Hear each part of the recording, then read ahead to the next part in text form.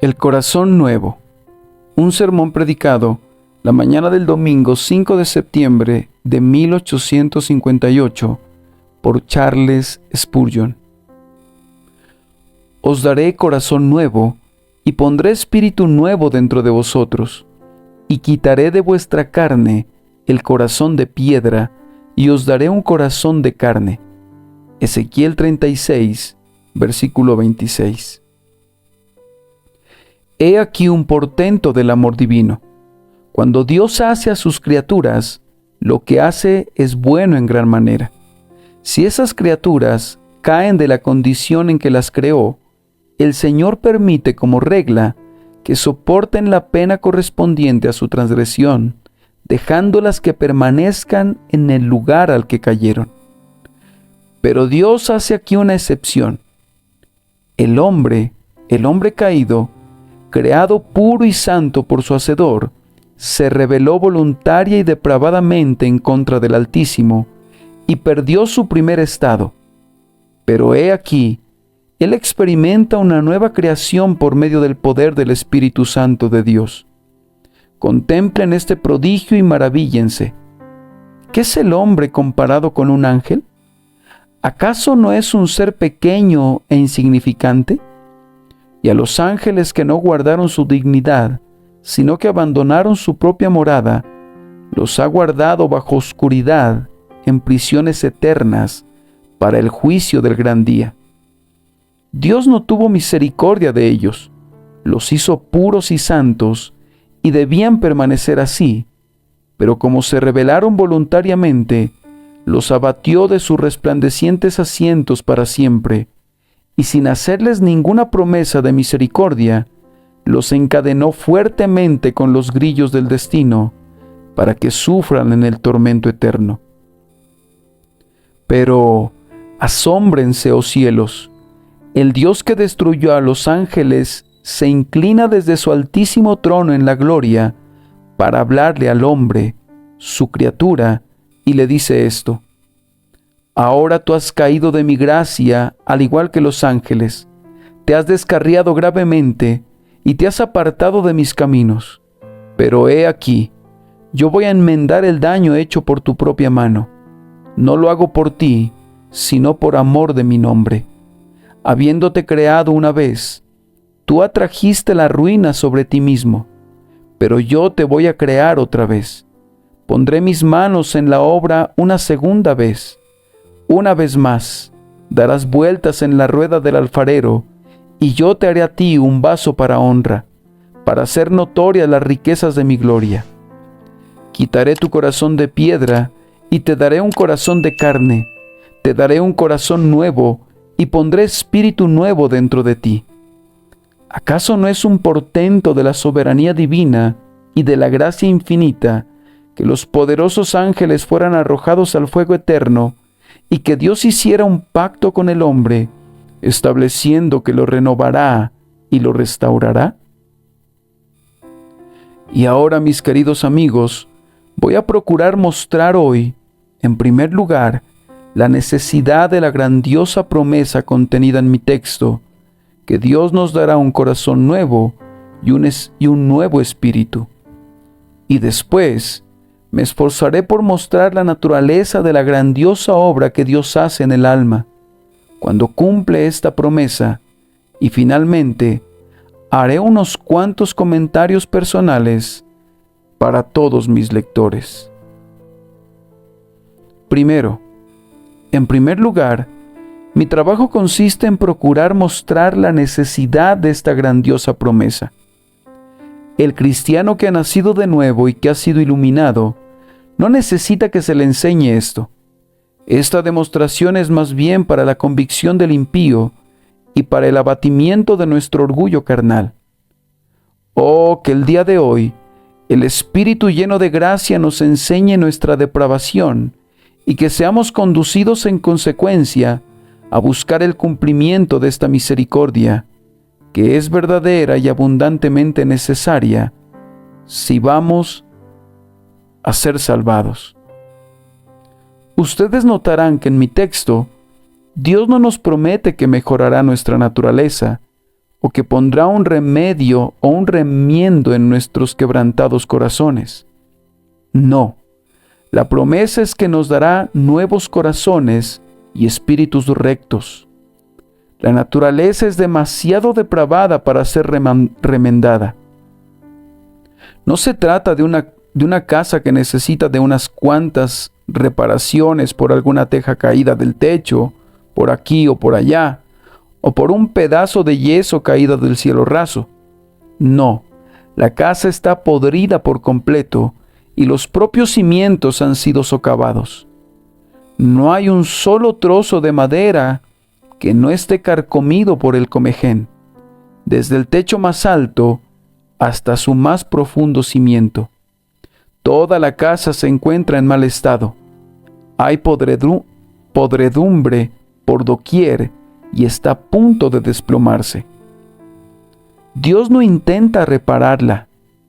Él no apuntala las paredes ni repinta su puerta. No la adorna ni la embellece, sino que decide que la vieja casa debe ser arrasada y que construirá una casa nueva. Está demasiado destruida, repito, para ser reparada. Si solo requiriese de unas cuantas reparaciones, podrían hacerse. Si únicamente una o dos ruedas de ese grandioso ente llamado naturaleza humana estuvieran descompuestas, entonces su autor podría componerlas, podría reemplazar los dientes rotos de la rueda y sustituir toda la rueda, y la máquina quedaría como nueva. Pero no, toda ella es irreparable. No hay una sola palanca que no esté rota, ningún eje que no esté torcido, y ni una sola rueda que pueda mover a las demás. Toda la cabeza está enferma y todo el corazón desfalleciente. Desde la planta del pie hasta la coronilla de la cabeza, por todas partes, se encuentran heridas y magulladuras y llagas putrefactas. Por lo tanto, el Señor no intenta la reparación de estos seres, sino que les dice: les daré corazón nuevo y pondré espíritu nuevo dentro de vosotros, y quitaré de vuestra carne el corazón de piedra. No intentaré ablandarlo, dejaré que siga siendo tan duro como siempre ha sido, pero lo quitaré y les daré un corazón nuevo, y será un corazón de carne. Ahora voy a esforzarme para demostrar que Dios es reconocido justo en esto, y que hay una abrumadora necesidad de que lo haga así. Pues en primer lugar, si ustedes consideran lo que ha sido la naturaleza humana y lo que es, no le tomará mucho tiempo concluir: en verdad es un caso desahuciado. Entonces, consideren por un momento cuán depravada es la naturaleza humana, recordando cuán mal ha tratado a su Dios. William Huntington dice en su autobiografía que una de las sensaciones más agudas de dolor que sintió después de que fue revivido por la gracia divina fue que sintió mucha conmiseración por Dios. No creo haber encontrado una descripción igual en ninguna otra parte, pero es muy expresiva. Aunque yo preferiría usar la palabra empatía para con Dios y dolor por el maltrato que ha recibido. Amigos míos, hay muchas personas que son olvidadas, que son despreciadas, que son pisoteadas por sus semejantes, pero nunca hubo un hombre que fuera tan despreciado como el Dios eterno lo ha sido. Muchos hombres han sido calumniados e insultados, pero nunca nadie fue tan insultado como Dios lo ha sido. Muchos han sido tratados cruel e ingratamente, pero nunca nadie fue tratado como nuestro Señor ha sido tratado. Recordemos nuestra vida pasada, cuán ingratos hemos sido con Él, cómo Él nos dio el ser. La primera expresión de nuestros labios debió ser una palabra de alabanza, y mientras estemos aquí, es nuestro deber cantar perpetuamente a su gloria. Pero en vez de eso, desde nuestro nacimiento hemos hablado falsedad, mentira e impiedad. Y desde entonces hemos venido haciendo lo mismo. Nunca hemos reconocido sus misericordias llevando a su pecho gratitud y agradecimiento.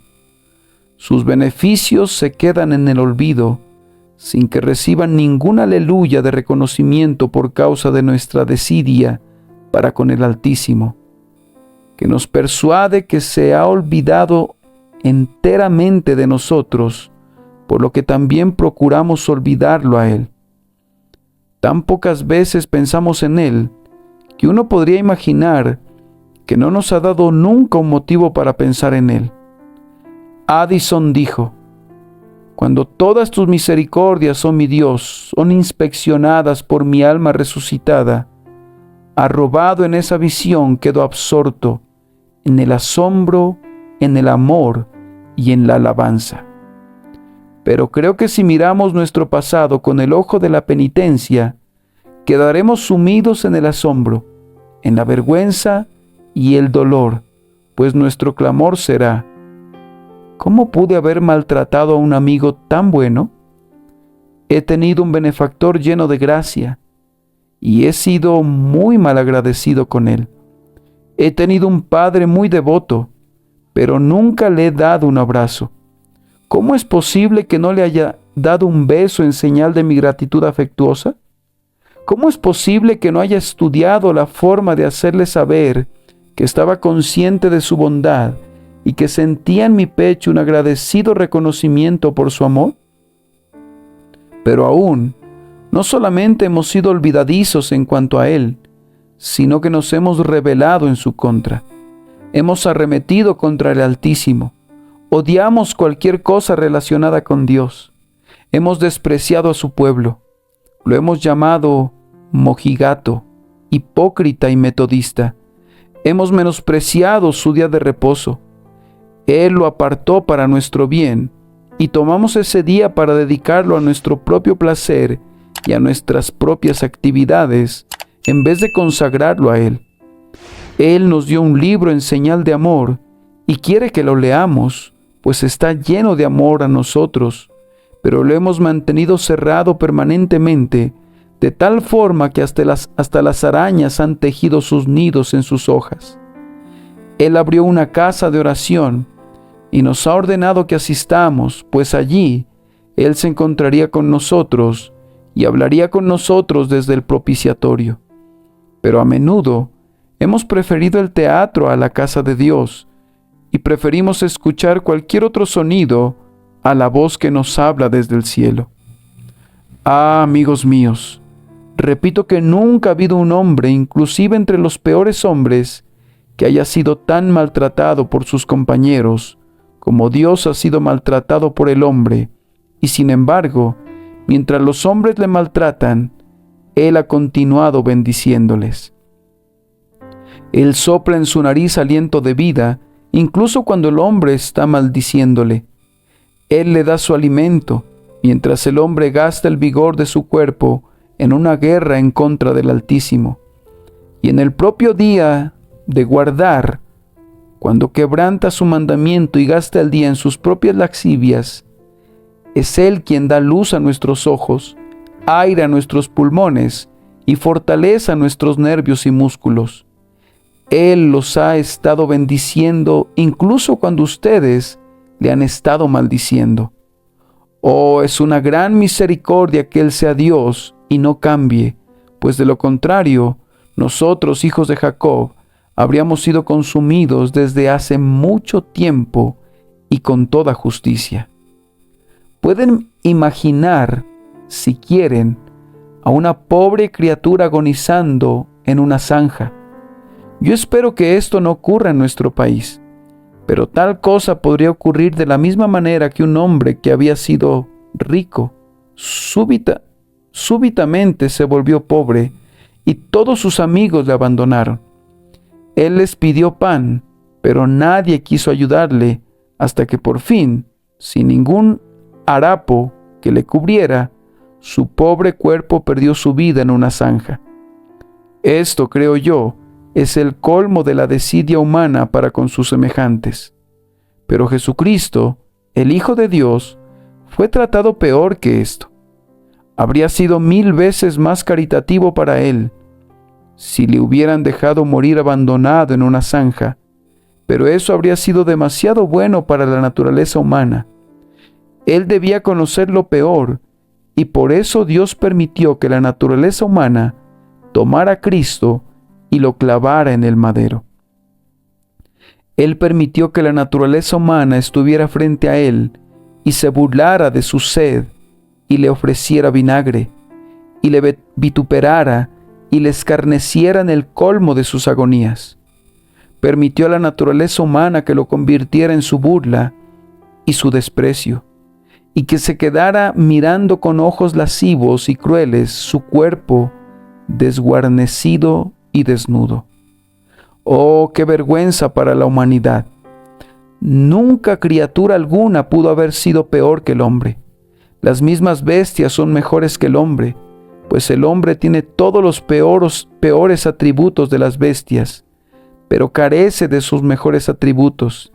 Tiene toda la fiereza del león, pero no tiene su nobleza. Tiene la terquedad del asno, sin su paciencia. Tiene toda la gula voraz del lobo, sin su sabiduría que le conduce a evitar la trampa. Es un buitre rapaz, pero nunca se queda satisfecho.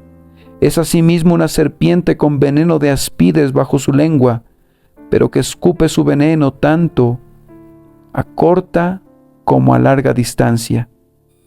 Ah, si piensan en la naturaleza humana en cuanto a sus actos hacia Dios, dirían que es demasiado mala para ser corregida y debe ser hecha completamente nueva.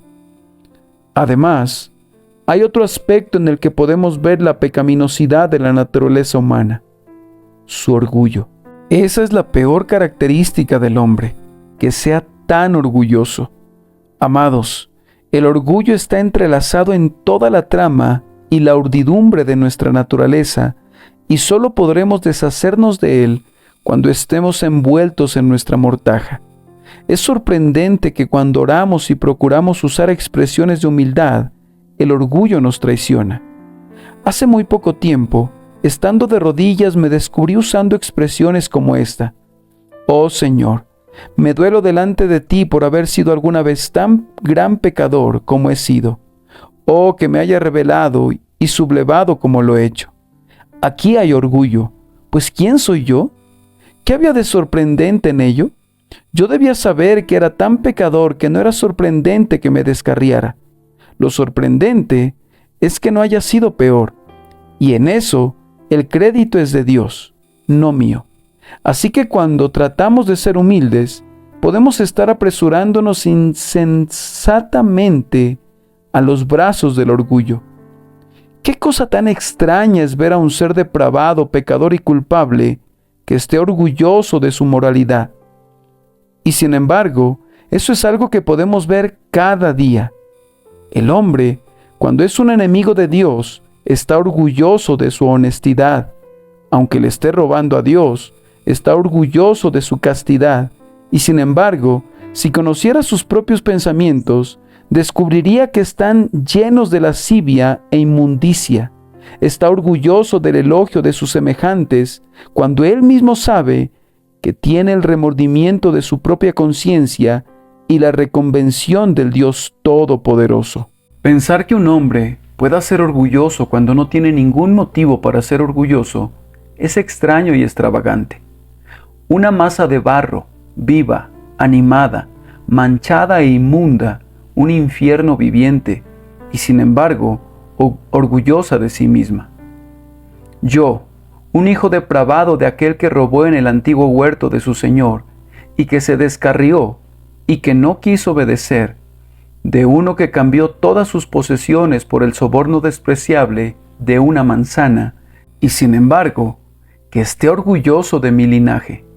Yo, que vivo de la caridad diaria recibida de Dios, que esté orgulloso de mi riqueza, aunque no tenga ni un centavo con el que bendecirme a mí mismo, a menos que Dios decida dármelo. Yo, que vine desnudo a este mundo y debo salir desnudo de él.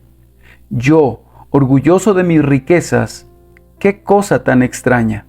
Yo, un pollino de asno montés, un insensato que no sabe nada, que esté orgulloso de mis conocimientos. Oh, qué cosa tan extraña que un necio llamado hombre se nombre a sí mismo doctor y se convierta a sí mismo en maestro de todas las artes, cuando no lo es de ninguna, y se vuelve más necio cuando piensa que su sabiduría ha alcanzado la cima. Y, oh, lo más extraño de todo, que el hombre que tiene un corazón engañoso, lleno de todo tipo de concupiscencias perversas, y de adulterio, y de idolatría, y de lujuria, presuma ser un individuo de buen corazón, y se precie de contar al menos con buenos puntos que merecen la veneración de sus semejantes, si no es que merecen también alguna consideración del Altísimo. Ah, naturaleza humana, esta es entonces tu propia condenación, porque eres incesantemente orgullosa, cuando no tienes por qué ser orgullosa. Escribe Icabod sobre ella. Traspasada es la gloria de la naturaleza humana para siempre, que sea quitada y que Dios nos dé algo nuevo, pues lo viejo no puede ser compuesto. La naturaleza humana es irremediablemente insensata, decrépita e inmunda. Además, es muy cierto que la naturaleza humana no puede ser mejorada, pues muchos lo han intentado, pero siempre han fracasado. Quien trata de mejorar la naturaleza humana es como el que procura cambiar la posición de una veleta, girándola hacia el este, cuando el viento sopla en dirección oeste. Basta que quite su mano y la veleta retoma su lugar. Así he visto a muchos que tratan de controlar a su naturaleza. Él es un hombre de mal carácter y está tratando de controlarlo un poco y lo logra, pero vuelve a manifestarse el mal carácter. Y si no se desahoga en el instante, y si las chispas no vuelan por todos lados, quemará sus huesos por dentro, hasta ponerlos incandescentes con el calor de la malicia, y permanecerá dentro de su corazón un residuo de cenizas de venganza. He conocido algunos hombres que procuran hacerse religiosos, y al intentarlo, lo único que logran es crear una monstruosidad, pues sus piernas son desiguales y caminan cojeando en el servicio de Dios. Son criaturas deformes y torpes, y cualquiera que les mire descubrirá pronto las inconsistencias de su profesión. Oh, afirmamos que en vano ese hombre tratará de aparentar ser blanco, como es imposible que el etíope mude su piel para que sea blanca aplicándole cosméticos, y en vano trataría el leopardo de mudar sus manchas.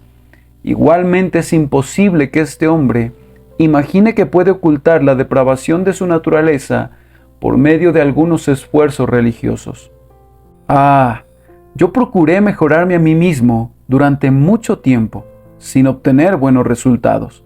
Cuando comencé a intentarlo, descubrí que tenía dentro de mí a un demonio, y luego, cuando dejé de intentarlo, tenía a 10 demonios.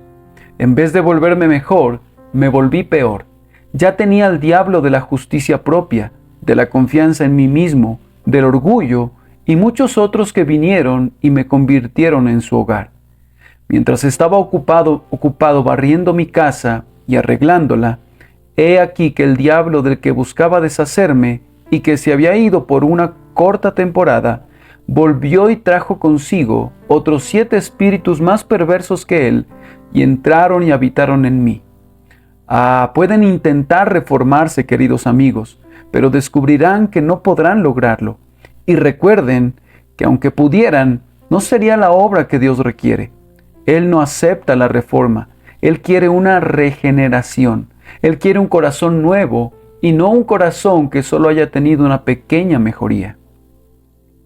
Pero además, ustedes percibirán con facilidad que debemos recibir un corazón nuevo cuando consideren cuáles son las ocupaciones y gozos de la religión cristiana. La naturaleza que se alimenta de la basura del pecado y que devora la carroña de la iniquidad No puede ser la naturaleza que canta las alabanzas a Dios y que se regocija en su santo nombre.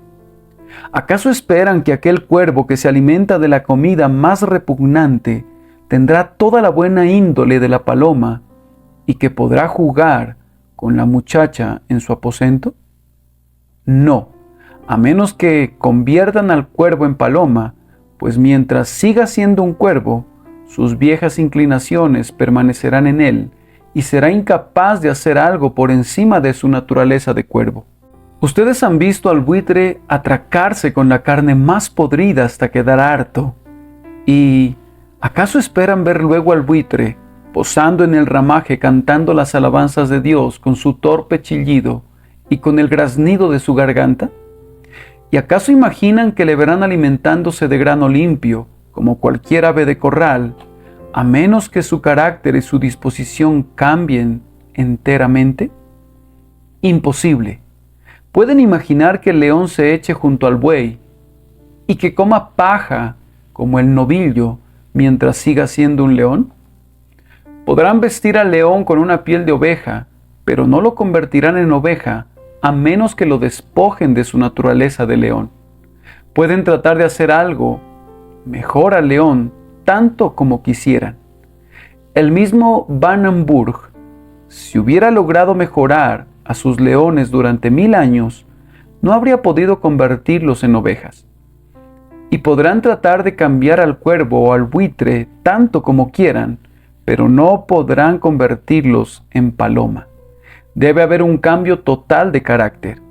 Me preguntarán entonces, ¿es posible que un hombre que ha cantado las canciones lascivas del borracho y ha manchado su cuerpo con inmundicia y ha maldecido a Dios, cante sentidas alabanzas al Dios del cielo, igual que la persona que ha amado los caminos de pureza y de comunión con Cristo?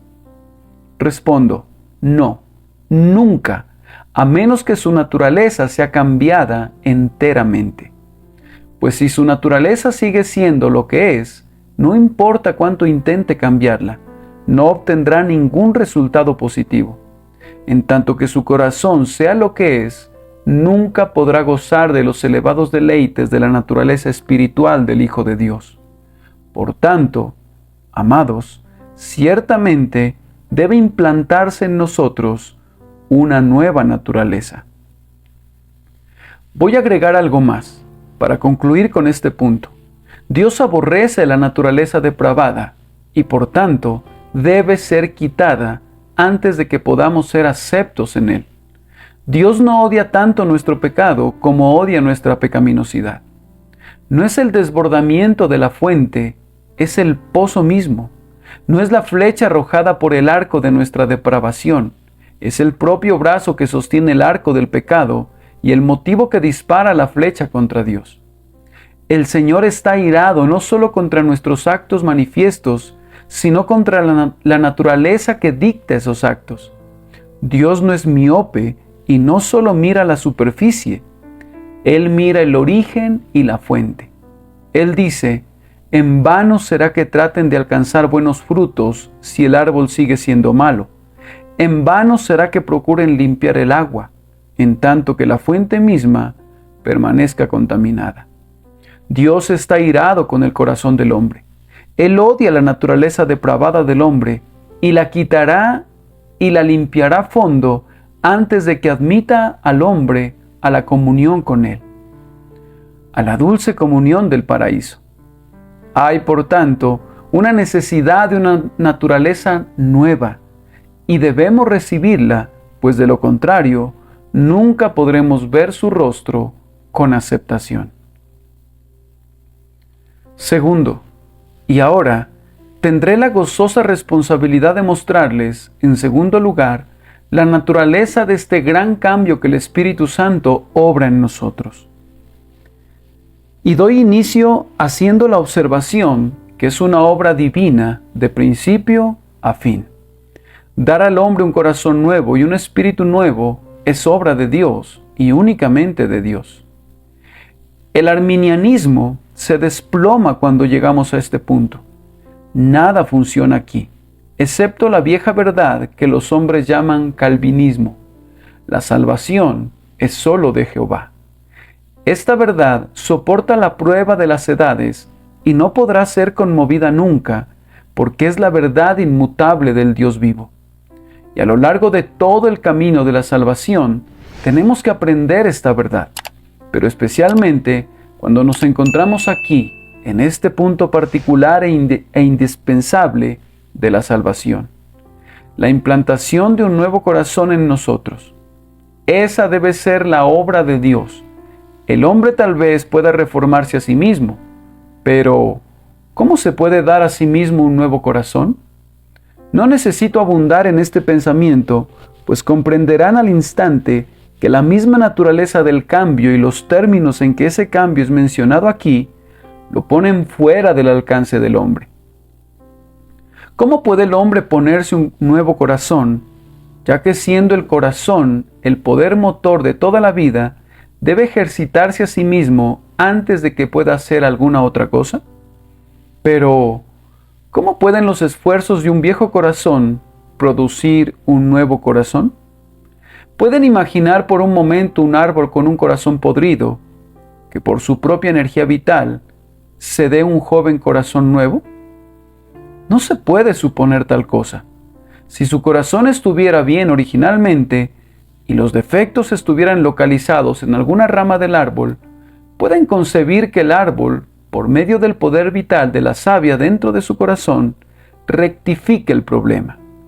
Sabemos de algún tipo de insecto que pierde sus miembros y por su poder vital son capaces de recuperarlos de nuevo. Pero quiten el asiento del poder vital, el corazón, y ¿qué poder hay que pueda, con alguna posibilidad, rectificarlo, a menos que sea un poder externo, de hecho, un poder de lo alto? Oh, amados, todavía no ha existido el hombre que haya avanzado ni un ápice en el camino de producir un nuevo corazón. El hombre debe permanecer pasivo en este proceso. Posteriormente, se volverá activo. Pero en el momento en que Dios pone una nueva vida en el alma, el hombre es un sujeto pasivo. Y si acaso hay alguna actividad, es una resistencia activa en su contra, hasta que Dios, por medio de una gracia victoriosa e irresistible, ejerce el señorío sobre la voluntad del hombre. Además, este es un cambio inmerecido. Cuando Dios pone un corazón nuevo en el hombre, no es porque el hombre merezca un nuevo corazón. No es porque hay alguno bueno en su naturaleza por lo que Dios le da un espíritu nuevo. El Señor simplemente le da al hombre un corazón nuevo porque así le agrada. Esa es su única razón. Pero, podrías comentar, supón que un hombre clame por un corazón nuevo. Yo respondo, nadie clamó alguna vez por un corazón nuevo antes de recibirlo, pues el clamor por un corazón nuevo demuestra que ya hay un corazón nuevo. Pero dirá alguien, ¿no debemos buscar un espíritu recto? Sí, yo sé que es tu deber buscarlo, pero igualmente sé que es un deber que no cumplirás nunca. Se les ordena que tengan nuevos corazones, pero yo sé que no los tendrán nunca a menos que Dios se los dé. Tan pronto como empiezan a buscar un nuevo corazón, hay una evidencia presuntiva que el nuevo corazón ya está allí, en germen, pues no habría podido germinar esta oración a menos que las semillas no estuvieran antes allí. Pero dirá uno, supón que el hombre no tiene un nuevo corazón, pero que sinceramente lo buscará. ¿Lo recibiría? No debes hacer suposiciones imposibles. En tanto que el corazón del hombre sea depravado y vil, no hará nunca tal cosa. Por tanto, no puedo decirte qué pasaría si hiciera lo que no hará nunca. No puedo responder a tus suposiciones, y si tú supones una dificultad, debes suponer también su solución. Pero el hecho es que nadie buscó jamás un corazón nuevo, ni lo buscará jamás, o un espíritu recto, hasta que en primer lugar la gracia de Dios comience a obrar en él. Si hay algún cristiano aquí que dio el primer paso para acercarse a Dios, que lo proclame al mundo. Nos enteraríamos por primera vez que ha habido un hombre que de antemano se acercó a su Hacedor. Pero yo nunca me he encontrado con un caso así. Todo el pueblo cristiano declara que Dios comenzó la obra y todos ellos cantarán. Fue el mismo amor que preparó el festín, el que dulcemente me forzó a entrar, pues yo me habría resistido a probar y habría perecido en mi pecado. Es un cambio por gracia, gratuitamente dado sin ningún mérito por parte de la criatura, sin ningún deseo anticipado ni buena voluntad precedente. Dios lo hace porque así le agrada, y no de conformidad a la voluntad del hombre. Además, es un esfuerzo victorioso de la gracia divina cuando Dios comienza la obra de cambiar el corazón. Encuentra al hombre totalmente en contra de esa obra. El hombre por naturaleza da coces contra Dios y se resiste porque no quiere ser salvado. Yo confieso que nunca habría sido salvo si hubiera podido evitarlo. En tanto que pude, me rebelé y me sublevé y resistí a Dios. Cuando Él quería que orara, yo no oraba. Cuando Él quería que escuchara la voz del ministerio, yo no quería hacerlo. Y cuando oía la predicación y una lágrima rodaba por mis mejillas, yo la enjugaba y le desafiaba a que ablandara mi corazón. Cuando mi corazón había sido tocado un poco, yo procuraba distraerlo con placeres pecaminosos. Y cuando eso no bastaba, intentaba la justicia propia. ¿Qué reflexiones deberían cruzar por nuestra mente si creyéramos eso? Deberíamos postrarnos tan pronto lleguemos a casa y clamar: grandioso Dios, sálvame porque soy pecador. Sálvame. Yo renuncio a todo mérito, pues no poseo ninguno. Merezco ser condenado. Señor, sálvame por Cristo tu Hijo. Y vive el Señor mi Dios delante de quien estoy, que no habrá nadie que haga esto, que encuentre que mi Dios le cierra las puertas de la misericordia. Anímate y pruébale, pecador. Ve y pruébale. Cae hoy de rodillas en tu habitación y prueba a mi Señor. Prueba si no quiere perdonarte. Consideras que es muy duro, es mucho más amable de lo que tú imaginas. Piensas que es un Señor duro, pero no lo es. Yo pensé que era severo y airado, y cuando lo busqué me dije: seguramente, aunque acepte a todo el resto del mundo, a mí me rechazará. Pero sé que me tomó en su pecho, y cuando consideré que me despreciaría para siempre, dijo: yo deshice como una nube tus rebeliones y como niebla tus pecados. Y me maravillé entonces y me sorprendo todavía ahora, pero lo mismo sucederá con ustedes. Solo pruébenlo, se lo suplico, que el Señor les ayude a probarle, y a Él sea la gloria, y para ustedes sea la felicidad y la bienaventuranza, eternamente y para siempre.